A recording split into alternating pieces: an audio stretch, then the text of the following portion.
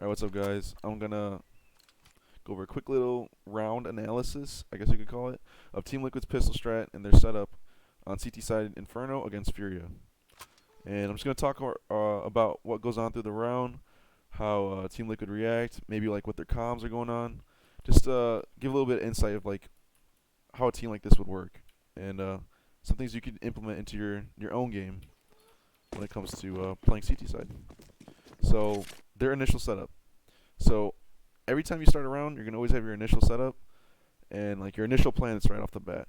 And the initial plan here from Team Liquid is to push alt mid and go for an aggressive play. So this is exactly what happens. The safety net that they have for this aggressive play, because they're committing 4 people to A site, is Stewie here with his utility. So because they're committing 4 people here to A site, you got Graham, Elige, Twist, and Av, and they're all pushing alt mid. Like you always have to think like, what if? What if?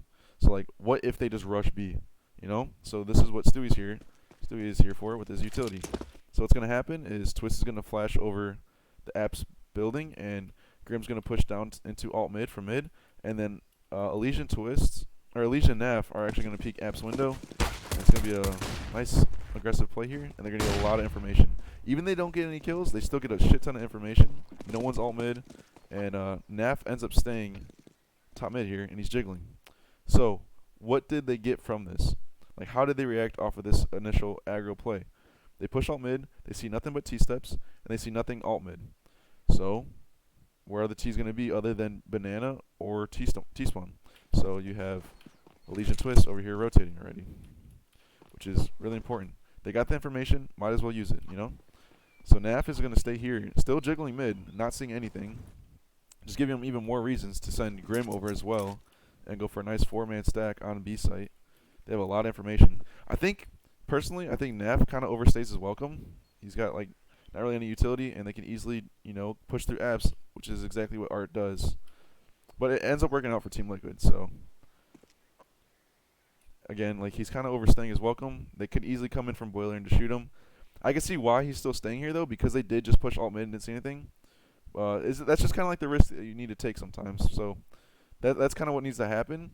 Although he can die pretty easily, he has a good chance of getting early information if he does die. So if he gets killed from bottom mid down there by T steps, his teammates got a little bit more time to rotate. So he's gonna keep on jiggling. I believe he hears Art jump out of abs here, so he's gonna turn around, find Art, and get the 1-tap. So now, this is what I want to highlight. The next setup that they end up doing on B site, which I thought was pretty sick. So what's going on in the round here? They're in a man advantage. So when you're in a man advantage like this, I think I made a video of this on before. You really don't want to play solo and like usually when you're in a man advantage on CT side, you want to like either get like in a one and done or double up with your buddy, or like play passive. Naf is an exception here because he's got a lot of information, and there's just clearly no one here that he has to worry about as of now. So he can stay here. This is fine. But the way that they end up setting up on B site, they're all like they're all able to play off each other. So if Stewie or no, they're not even peeking. So like this is the importance of it. Because no one's peeking into banana, that forces the T's to push into the site and commit into the site. And they can't just like, peek coffins and get a free kill and get back into the round with a 4v4. They keep them at a 5v4. So Elige in a nice passive spot, boosted. Stewie playing coffins, not even peeking. And then this is like the little, cool little thing that they end up doing with Twist and Dark. And I'll highlight this in a second. So the game plan here from Liquid is if they end up pushing the site, Elige and Stewie are probably going to take a couple shots and fall off. And hopefully Furia think that's everyone there, because Twist is going to end up hard staying dark. And this is what's going to end up happening here in a bit when they actually hit the site. So like I said, they're in a man advantage, and the Team Liquid ends up realizing this. So they rotate one back over to help out Naf, so he's not alone.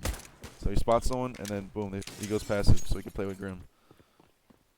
Now, they're playing together. It makes it a lot harder for Furia to get back into the round and even the odds up with a 4v4. So Furia ends up going towards B, and then I'm going to highlight how Team Liquid reacts to this B side execute. So, like I said, they're going to come in, take 12 shots, and then this is like the cool thing. They had this set up like specifically they had Twist stay dark, and Stewie has his one flash left over, and he's gonna flash on top of the building over there to blind anyone pushing the site for Twist to come out of dark and kill anyone on site. And it works out beautifully. So watch. Flash comes in. They don't even know that Twist is there because they spotted the two guys already. They think they're playing. Furia at this point thinks that they're playing with just two people on B site. They got the shot at from CT and they got shot at from Coffins.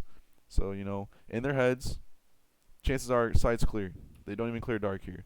Flash comes over, and then here comes Twist. And you see and he gets blind, starts fighting, and then boom, his teammates start playing off all the chaos. They just start pushing in. They really just shit on Furia. Honestly, Furia really did not have a chance after that initial aggro play because of how much information that Team Liquid got and how they reacted off that information and how they kept on getting it with Naf staying top mid. Team Liquid really played out this round really well, and there's a lot to learn from this. So, you know, hopefully you can implement this in your team and your future games in CS.